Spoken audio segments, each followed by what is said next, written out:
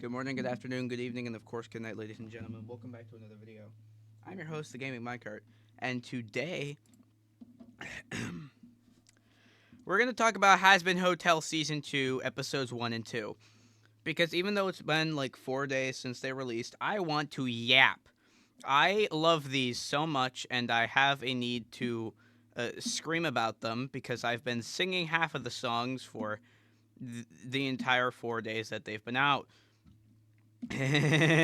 So, without further ado, let's talk about basically a summary of the episode. So, spoiler warnings ahead, obviously. If you haven't watched the season 2 and you want to watch it before getting any spoilers, no, watch it. It's worth it. Trust me. Anyway, let's talk about the characters before the music because the character and plot summary that I need to give explain a lot more than just yapping about the music. So basically, season 1 is a recap of the characters in the show and how the Hazbin Hotel has been doing since everything is happening, and essentially giving the plot point of the V's being the villains and Alistair being unhelpful. We'll get to him later. Essentially, it's just a recap of season 1, like the characters wise, and what has been happening since the events of season 1. Episode 2, on the other hand, takes place entirely in heaven. And we'll talk about the end of episode 1 that leads into episode 3, I would assume, soon. Episode 2 takes place entirely in heaven and goes over what happened after Serpentius went to heaven and got redeemed at the end of season 1 during like one of the 3 million post-credit scenes. It talks a little bit about Lilith, and by talks about, I mean we should see a little bit of Lilith and how she's being kind of a cunt and ignoring her wife, or ignoring her husband and daughter. A little bit of an asshole move, gotta say. Basically just being a cunt, which honestly sounds about par for the course when we're talking about Lilith. But who gives a shit, you know? Anyway, we also get to see a little bit of the Speaker of God, who is a bird. We love it. And we get to get a little bit more lore on Emily, and Lute kind of crashes out, and now she's schizophrenic, and she sees Adam because he's in her head, which is kind of sad, gonna be honest. Because I like Lute, but at the same time, she's kind of a bitch, and this doesn't help. Anyway, let's talk about the characters, basically just the main characters, because I don't want to talk about every single individual character. The main cast of Charlie, Vaggie, Alistair, Lucifer, and Nifty, Angel, and Husk. That's a whole thing. Angel has not changed a fucking bit. Husk has not really changed a fucking bit. Charlie is having a internal crisis because she's still reeling from the death of Serpentius. Because she still doesn't know at the beginning of episode 1 that he's been redeemed. So that's a whole thing. Vaggie is trying her best to support her girlfriend while also dealing with the host of the hotel duties because our radio demon boy Alistair has refused to do anything fucking useful.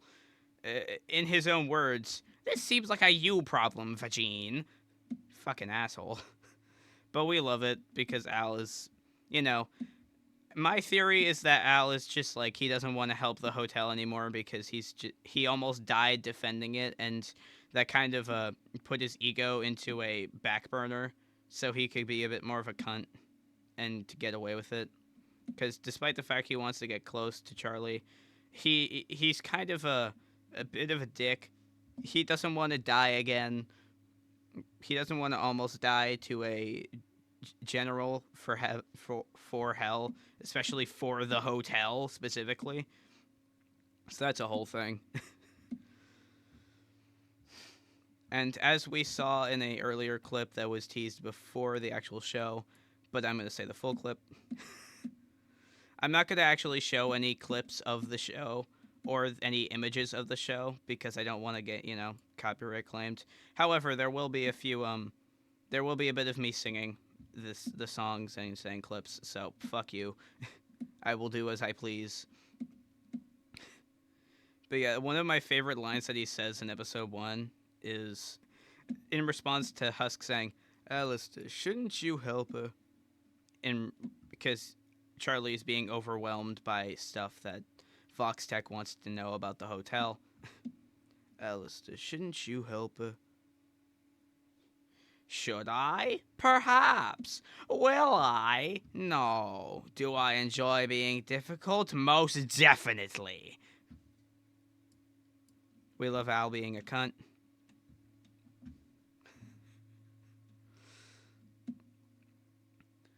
And Lucifer is, taking Alistair's role as supportive friend and being helpful and making sure that Charlie can handle herself and not lose her goddamn mind again.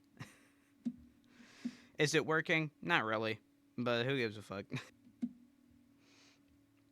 And Lucy's just kind of being a bitch. We love Lucy. He's trying his best. He misses Lilith. Charlie misses Lilith. She's overwhelmed by running a hotel that's actually being successful. Until she takes Lilith's advice that she doesn't give and essentially says, "Well, if you guys aren't here to be redeemed, then you could fuck off." And then the entirety of the hotel leaves, and she probably has a mental breakdown. It's a whole thing. And Husk is still being the bartender. "No, I can't make a fucking Mai Tai." That was such a bad Husk foot. "No, I can't make a fucking Mai Tai." Yeah, I can't do a Husk voice. "Hey, perv, hands off the chest fluff." I also can't really do an angel voice that well. I can't really do any voice that well, if we're being honest, but, I've been told I sound like Vox normally, so, fuck. Anyway, speaking of Vox, well, actually, Nifty, because Nifty's just being Nifty. She's still the maid, she's still the goofy ass, and she is still stabby girl, and we love it. We love it for her. Anyway, to the V's, they as a group have not changed a fucking lick. They are still assholes, and they are still going to try and control hell. We'll get to their song later, because it's the best song, Change My Mind.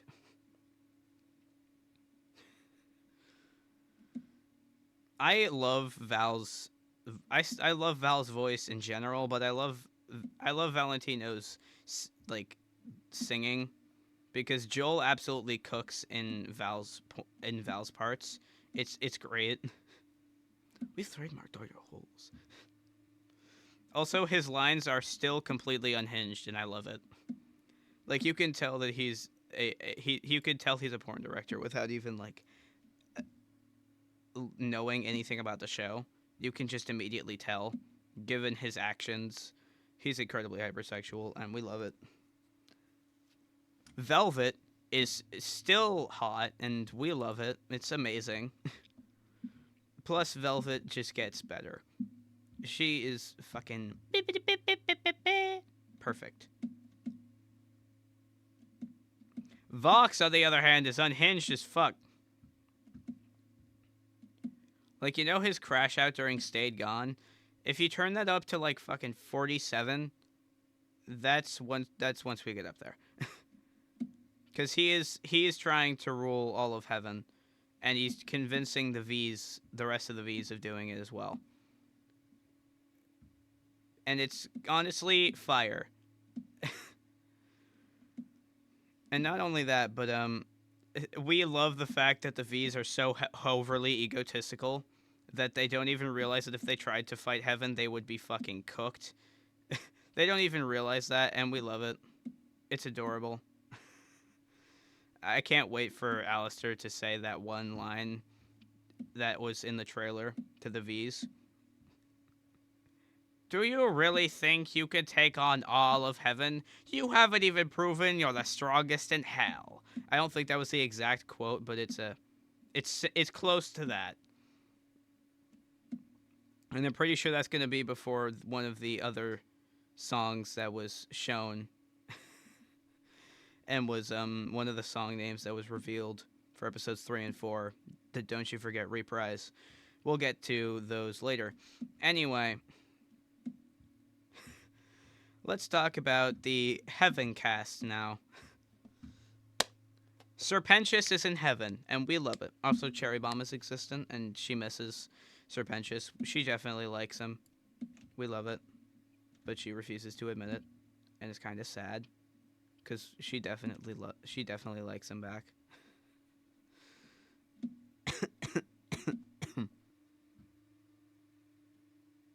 Fuck you.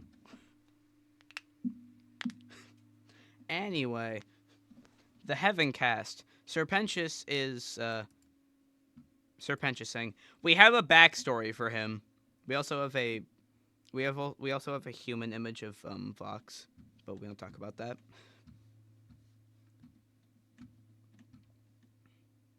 We have backstory for Serpentious and how he ended up in hell. That's a whole thing. We get little peeks at the Speaker of God, who is a really kind-hearted person. We love her. We love her so much. Also, she gets Serpentious to break down crying. We see that Sarah is finally accepting the fact that her decision to allow the exterminations was wrong. And unlike some people who would just kind of say, fuck you, and we're not doing that, we're going to continue killing people. Looking at you, Loot. She actually accepts it, but doesn't know how to defend heaven against hell in the case of an uprising without the exterminations. So she just kind of has to figure that out throughout the season, I would assume. And then she puts heaven into a lockdown with the rest of the elders and the other seraphims. Emily is still an adorable little bastard, but she has probably the worst song that I have heard from Hazbin Hotel. I really don't like it for some reason. We'll get to Like You later. Loot is again schizophrenic, and she has Adam in her head all the time, and it sucks, I would assume, because, you know, having someone in your head all the time who's constantly telling you to kill someone is not good. So that's a whole thing. Abel is now head commander of the extermination army, which doesn't really make sense because Abel's done fucking nothing. And also, isn't the army supposed to be extinguished because the exterminations are over? You know? Random questions that shouldn't be answered. And also, Peter is bisexual. We love it. At least I wasn't just demoted. Oh, get dunked on. Almost gets stabbed. Fuck you. And we love how Luke completely disrespects the Speaker of God, but gives respect to the head seraphim. Like, bitch, you suck. We do not like you. Anyway, that's essentially all the characters in a nutshell.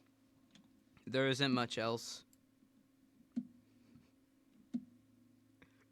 Other than, like, miscellaneous characters. I'm sure I'm probably missing a main character who's important to the lore, and I just don't remember him.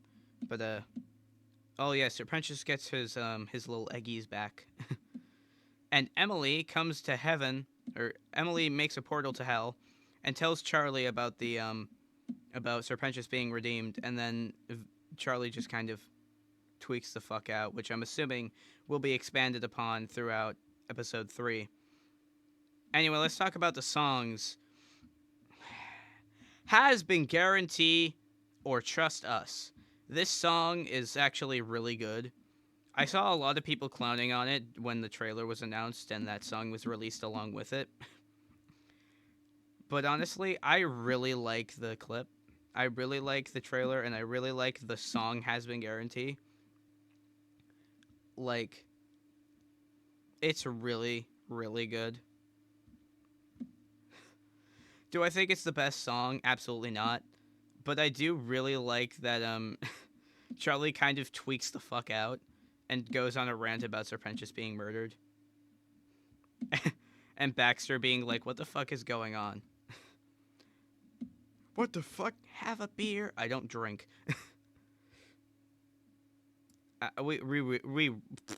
Oh yeah, I forgot to talk about Baxter.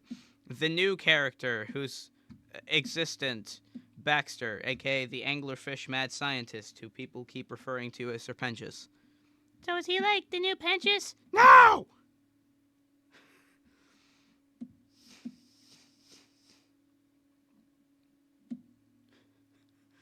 Also, Katie Killjoy, the news host, has a severe obsession with Vox. And Vox, having a thing for Val and not Katie is like, ew, no.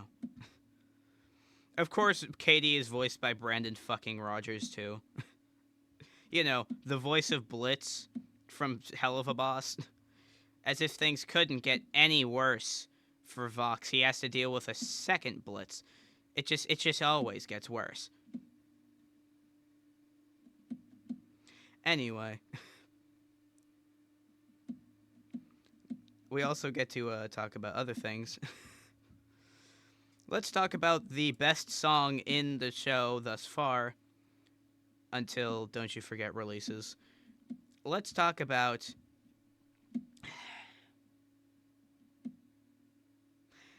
Once We Get Up There. Once we get up there, up to the promised land, 100 billion souls await our every command. We're the biggest fish in hell. How about we upgrade the bowl? It's time for growth. Let's rule them both. Take total control. We love Once We Get Up There. It is fucking amazing. For a V's villain song, I never expected it to be as good as it is, and it tops what I thought it was going to be. Also, I may or may not have, even though there's already, an animated music video for the song, I may or may not have already, choreographed the whole thing for a possible stage version. Because I'm fucking delusional. Teehee. Yeah, this is what I'm doing in the meantime before I can start doing snippets for the Pentagonal Ministry. We love it so much.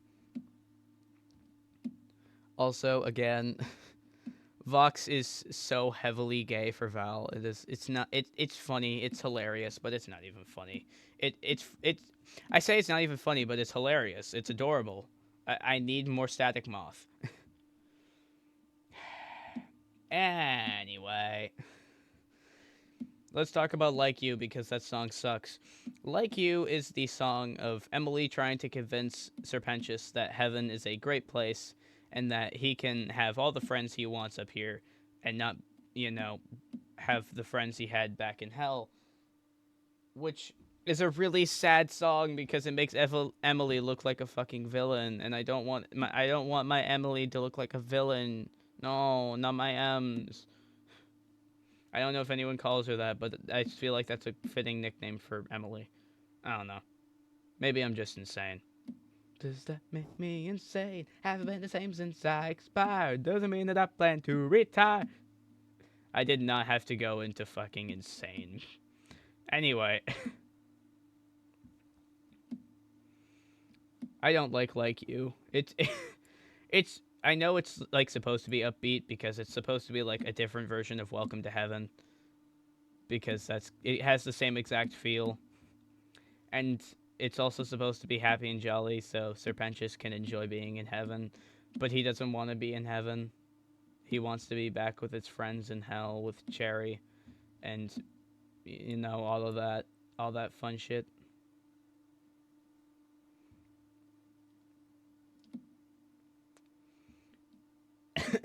But Abel, Peter, and Emily did not do a good job.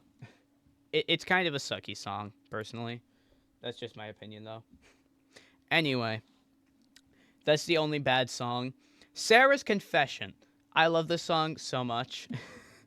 I especially love the fact that the Speaker of God is still kind of being a dick by not giving not giving Sarah the answers she wants, but is still like giving her confidence that she can do what she needs. And she's trying to like give her life lessons of, you make mistakes, you got to live with them, just move on. Yesterday you drew sorrow, what will you do tomorrow? Which is probably one of the best lines that the Speaker of God says. But also that entire second verse is a fucking bop, and on top of that, it's really good for character development because it's showing the internal conflict between Sarah and what Sarah thought was right initially and what she knows is right now, and she can't figure out why it's so immoral because she has no idea what else other way it would be to keep heaven safe from the dangers of hell. I feel no wiser than when I commanded the slaughter of those sons and daughters. How can I be sure I don't repeat a massacre based on mistaken conceit? If I stand down and leave us exposed, would that be blind to the threat hell may pose? Which, again, is a perfect representation of what Sarah is concerned about for heaven's safety, which is also why she puts heaven into lockdown at the end of the episode. Also, the last lines, like, if souls from damnation can earn their salvation and find their forgiveness on high, how do I? Because she doesn't feel like she can forgive herself for basically giving the needless massacre of billions upon billions of hell's souls that could have been redeemed if given the chance. Which, again, a great plot point for the entire season. Hopefully they elaborate on that like they don't do with most plot points in Hell of a Boss. Like, hopefully that becomes a major character development point for Sarah throughout the season. And hopefully we get to hear more of the Speaker of God because I absolutely love that character so much. Her voice is so perfect for the character. I love it so much. Anyway, Lute's Crash Out song, the one that was fully leaked in the leaks apparently. I didn't see the leaks because I wasn't a fan of Hazbin at the time. But Gravity was apparently fully leaked, so they decided to release it early before the season came out. And I don't blame them because Gravity is peak. It's definitely not my favorite song because, you know, it's kind of overused at this point in time. I'm sure there will be a lot more of the other 4 songs now that the episodes are out. But since Gravity and Has Been Guaranteed were released early, I've heard a lot more of them, and probably for that reason, it's not my favorite song of the episodes. I'll probably get over my rose-tinted glasses for once we get up there eventually. However, Gravity is a perfect representation of what happens when someone goes completely fucking insane, and no one is there to keep them from going fucking insane. I mean, Lute lost the one person that she felt held her together, Adam, who she also had a crush on, which I find hilarious. And the song is perfect. I love how Adam doesn't really have any lines other than, like, doesn't have any added lines because he's in her head and shouldn't really have any other lines. The only lines that he actually has in response to Lute's Crash Out is, yeah, yeah, yeah. And then, like, him also singing along with Lute in the background in unison. And on top of that, I love the chorus. I can't really sing it very well, but the chorus for the song is amazing. And I also love the fact that the first verse is just Lute saying, they think that they can just do whatever they want and destroy my life and get away with it. Nah, I'm killing your asses. And then the second verse is specifically targeting Charlie and Vaggie. You think you're hell's great savior. Will you still when I return the favor? Take the one you need, make you watch her bleed. Will you break thinking how you couldn't save her? Which is obviously a target towards Charlie and Vaggie because she already popped out one of her eyes. Why not take out her head? I don't really trust Lute that much, honestly. Like, I love Lute. I love her so much, but at the same time, she's a fucking jerk. And she's also kind of losing her mind. Because, again, she lost her crush in war. And she lost it to the I would assume, soon to be father-in-law of an ex-exterminator that she specifically blinded. Or half blinded. It's very funny, and honestly, I love the character. I love the character's development. I love the song, and I really, really hope that they elaborate more on what Lute is actually going to do to Vaggie in later episodes if we ever see more clips of Heaven. Because currently, the not the profile pictures, the thumbnails for the rest of the episodes in Hazbin Hotel have no Heaven. So if we don't get any more of Heaven in this season, I don't think it'll be very good. However, that's basically all for the songs themselves. Let's talk about what I think is going to happen in episodes 3 and 4. So we have the song names and emojis for each of the songs in episodes 3 and 4 at this moment in time. We have, if I can remember them, we have Piss, a love song, which I think is going to be very funny because it's the Cherry Snake song that we've all been waiting to have, and it was also teased in the trailer. I really, really can't wait until we get a Cherry Snake song because I want to see one so fucking badly, dude. So badly.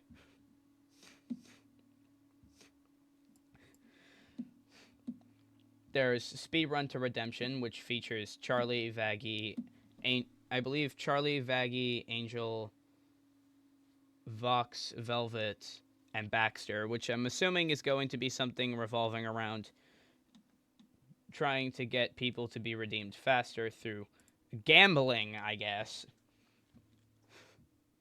I don't remember all of the people who were in that song, but there was quite a few.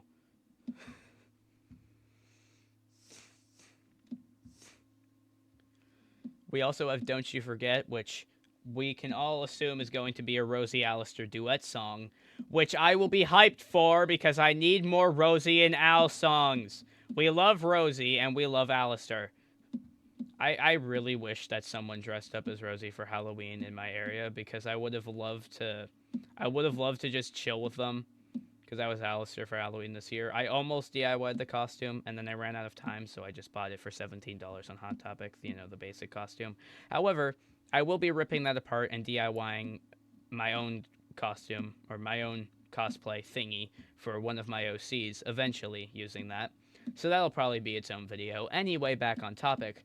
Rosie and Alistair duet song. Don't You Forget is probably going to be something around what my theory is, Rosie owning Alistair's soul, and Rosie being like, don't you forget, I own you, but also, I don't really give a shit. Or something like that, because Rosie and Al are pookies. I don't think Rosie would, threaten Al's life because she owns her soul. She owns his soul. That just doesn't seem like something that she would do.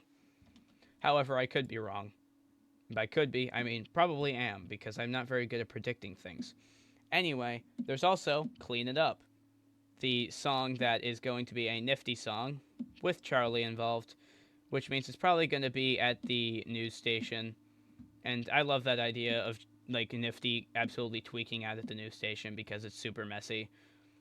And Charlie's trying not to crash out because Nifty's being a fucking asshole to literally everyone, and that's not a good look for the hotel, especially on Vox Tech of all places.